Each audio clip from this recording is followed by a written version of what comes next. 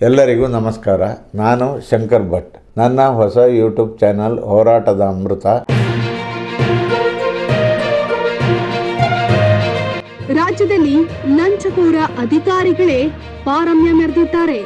ಕಳೆದ ಮಾರ್ಚ್ 21, 2013ರಲ್ಲಿ ಭೂವಿಜ್ಞಾನಿ ಗಿರೀಶ್ ಮೋಹನ್ ಎಂಬಾತ ಉಡುಪಿಯ ರಜತಾದ್ರಿ ಕಚೇರಿಯಲ್ಲಿ ವ್ಯಕ್ತಿಯೊಬ್ಬರಿಂದ ಲಂಚ ಸ್ವೀಕರಿಸುತ್ತಿದ್ದಾಗ ರೆಡ್ ಹ್ಯಾಂಡ್ ಆಗಿ ಲೋಕಾಯುಕ್ತಕ್ಕೆ ಸಿಕ್ಕಿಬಿದ್ದಿದ್ದ.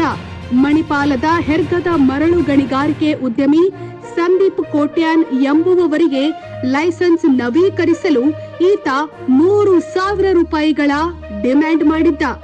ಈ ಬಗ್ಗೆ ಕಾರ್ಯಾಚರಣೆಗಿಳಿದ ಲೋಕಾಯುಕ್ತ ಅಧಿಕಾರಿಗಳು 4,500 ರೂಪಾಯಿ ಲಂಚ ಸ್ವೀಕರಿಸುತ್ತಿದ್ದ ವೇಳೆಗೆ ಈತನ ಹೆಡೆಮುರಿ ಕಟ್ಟಿದ್ರು. ಈ ವೇಳೆ ಲೆಕ್ಕಕ್ಕೆ ಸಿಗದ 47,000 ರೂಪಾಯಿಗಳನ್ನ ಜಪ್ತಿ ಮಾಡಿದ್ರು. 2019ರಲ್ಲಿ ಲೋಕಾಯುಕ್ತ ತನಿಖೆ ನಡೆದು ಗಿರೀಶ್ ಮೋಹನನ್ನ ಅಪರಾಧಗಳು ಸಾಬೀತಾದ ಹಿನ್ನೆಲೆಯಲ್ಲಿ ಸೇವೆಯಿಂದ ಡಿಸ್ಮಿಸ್ ಮಾಡುವಂತೆ ಸರ್ಕಾರಕ್ಕೆ ಶಿಫಾರಸು ಸಲ್ಲಿಸಲಾಗಿತ್ತು.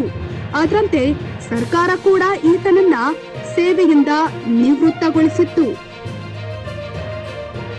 ಆದ್ರೀತ ಕೆಐಟಿಗೆ ಅಪೀಲು ಹೋಗಿ ಎಲ್ಲರಿಗೂ ಹಣ ಸಂದಾಯ ಮಾಡಿ ಮತ್ತೆ ಮಂಗಳೂರಿಗೆ ಹಿರಿಯ ಭೂವಿಜ್ಞಾನಿಯಾಗಿ ವಕ್ಕರಿಸಿಕೊಂಡಿದ್ದಾನೆ.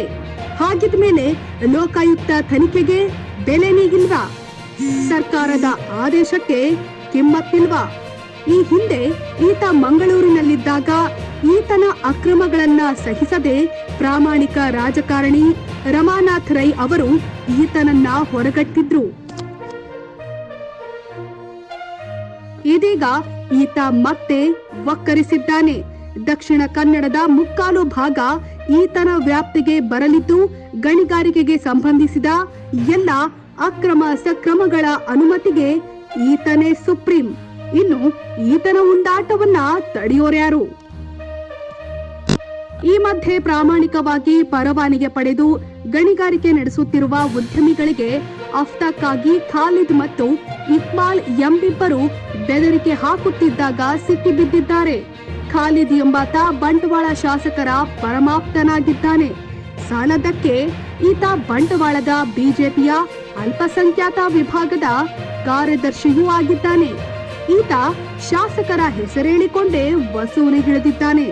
ಇನ್ನು ಈ ಇಬ್ಬರು ಗಿರೀಶ್ ಮೋಹನನ ಚೇಲಾಗಳು, ವಸೂಲಿ ಏಜೆಂಟ್ಗಳಂತ ತಿಳಿದು ಬಂದಿದೆ.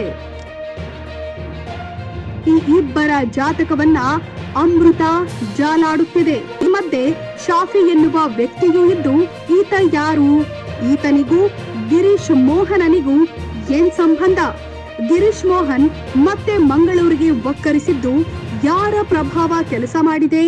ಈ ಎಲ್ಲದರ ಬಗ್ಗೆ ಅಮೃತ ಮಾಹಿತಿ ಕಲೆ ಹಾಕುತ್ತಿದ್ದು, ಮುಂದಿನ ಅಮೃತ ಪತ್ರಿಕೆಯಲ್ಲಿ ದಾಖಲೆ ಸಹಿತ ಎಲ್ಲವನ್ನ ಬೆತ್ತಲುಗೊಳಿಸಲಿದೆ. ಶೇರ್ ಮಾಡಿ, ಸಬ್ಸ್ಕ್ರೈಬರ್ ಆಗಿ, ಬೆಲ್ ಐಕನ್ ಅನ್ನು ಒತ್ತಲು ಮರೆಯದಿರಿ.